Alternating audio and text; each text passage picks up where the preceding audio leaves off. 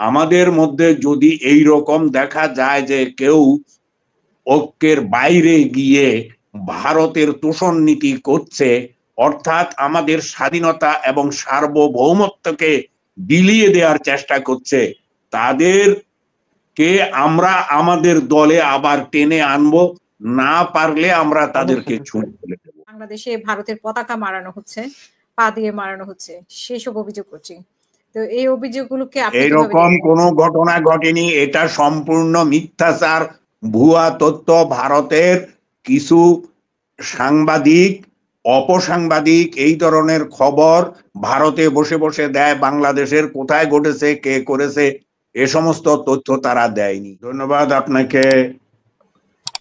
ভারত আমাদের একটি আঞ্চলিক দূতাবাসে আক্রমণ করার অর্থ দাঁড়ালো ভারত আমাদেরকে আক্রমণ করেছে। আক্রমণকারী এখানেই ক্ষান্ত নয়, তারা আমাদের জাতীয় পতাকাকে অবমাননা করে আমাদের হৃৎপিণ্ডে আঘাত করেছে, আমাদের হৃৎপিণ্ডের রক্ত ঝরিয়েছে। এই অবস্থায় আমরা চুপ থাকতে পারি না। কঠিন অবস্থা আমাদের জন্য। শুধু 40টা কেন, এটি আরো বেশি হতে পারে। একটা মারলে অনেক দাঁড়াবে, 40টা তো কম বলেছেন আমাদের মাননীয় প্রধান উপদেষ্টা। আমরা জাতি হিসেবে একেবারে 16 আনা ঐক্যবদ্ধ। আমরা এই দেশকে রক্ত দিয়ে স্বাধীন করেছি এবং বারবার রক্ত দিয়েছি। আমাদের অধিকার আদায়ের জন্য আমরা রক্ত দিয়েছি। আমরা আমাদের গণতান্ত্রিক মূল্যবোধকে জাগ্রত রাখার জন্য রক্ত দিয়েছি।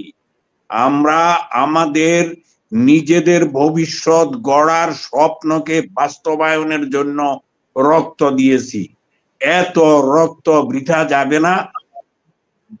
মাননীয় প্রধান উপদেষ্টার সঙ্গে আজকে বিভিন্ন রাজনৈতিক দলের সম্মানিত নেতৃবৃন্দ সাক্ষাৎ করেছেন। তারা তাদের মনোভাব মাননীয় প্রধান উপদেষ্টাকে বলে এসেছেন, জানান দিয়ে এসেছেন যে আমরা জাতি হিসেবে ঐক্যবদ্ধ, ইনশাআল্লাহ আমরা ঐক্যবদ্ধ থাকব। আর আমাদের মধ্যে যদি এই রকম দেখা যায় যে কেউ ঐক্যের বাইরে গিয়ে ভারতের তোষণ নীতি করছে, অর্থাৎ আমাদের স্বাধীনতা এবং সার্বভৌমত্বকে বিলিয়ে দেওয়ার চেষ্টা করছে, তাদেরকে আমরা আমাদের দলে আবার টেনে আনবো, না পারলে আমরা তাদেরকে ছুঁড়ে ফেলে দেব। আমরা দরকার বোধে আবার অস্ত্র ধরবো, যুদ্ধ করব এবং ঐক্যবদ্ধ আমরা আছি। ধন্যবাদ। কিন্তু ভারত বলছে পুরো ভারতের বক্তব্য না এটা, এবং পুরো ভারত এই কাজ করেনি। এবং ভারত যেটা অভিযোগ করছে সেটা হচ্ছে যে বাংলাদেশে ভারতের পতাকা মারানো হচ্ছে, পা দিয়ে মারানো হচ্ছে, সেসব অভিযোগ করছি। তো এই অভিযোগগুলোকে আপনি এইরকম কোনো ঘটনা ঘটেনি, এটা সম্পূর্ণ মিথ্যাচার, ভুয়া তথ্য।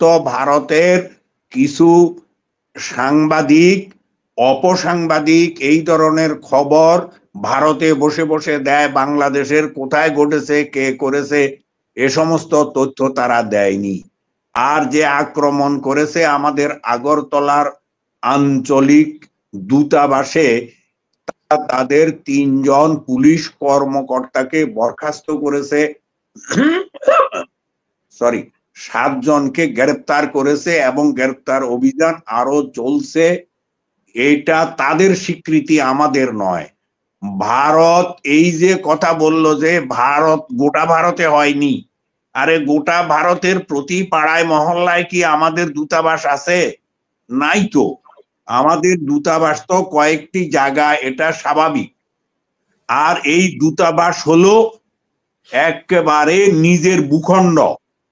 যেই দেশের দূতাবাস সেই দেশের নিজের ভূখণ্ড।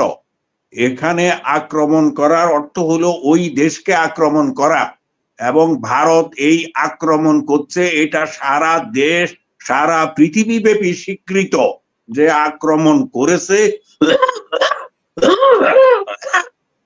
এবং তারা অন্যায় করেছে, তারা আমাদের হৃৎপিণ্ডের রক্তক্ষরণ করেছে। অসংখ্য ধন্যবাদ আপনাকে।